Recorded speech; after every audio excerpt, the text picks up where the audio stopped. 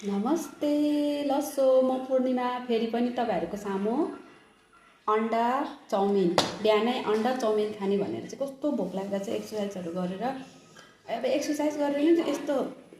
चाउमिनहरू खाने हो भन्दा नि फेरि मलाई त फेरि खाना बार्न मन लाग्दैन नि मैले त अगाडि जे आउँछ त्यही खाइदिन्छु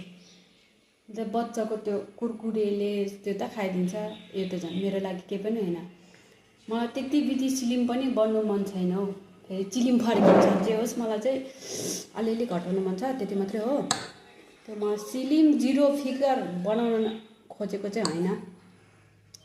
मलाई त्यो जिरो फिगरहरू पनि मन पर्दैन बच्चाको आमा हो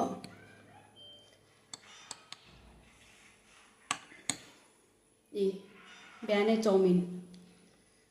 पुरा भोक लागेको छ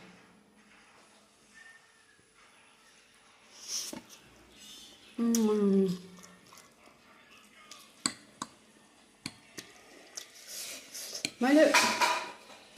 सब गर्न सक्छ खाना चाहिँ बार्न सक्दैन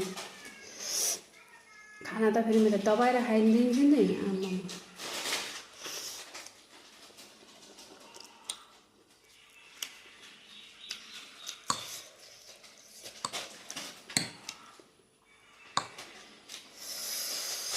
खानाको लागि त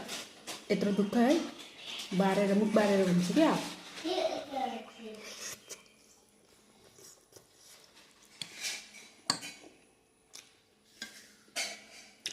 अन्त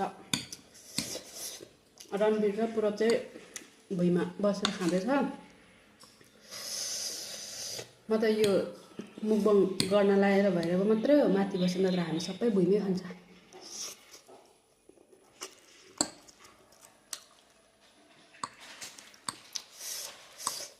भुइँमा बसेर खाएकै मिठो लाग्छ मलाई त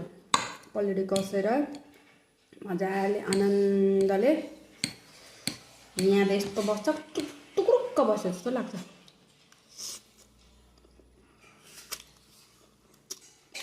खाऊ जस्तो लाग्दैन मलाई चेयरमा बसेर खानु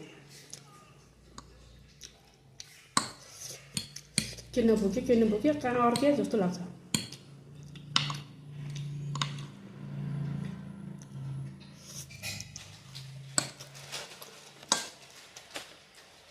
तपाईँहरूलाई चाउमिन मोमो कतिको मनपर्छ मलाई त पुरा मनपर्छ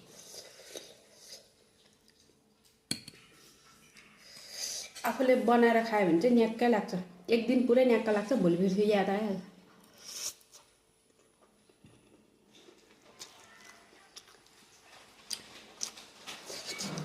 डेली त खानु भएन जङ्क फुड पनि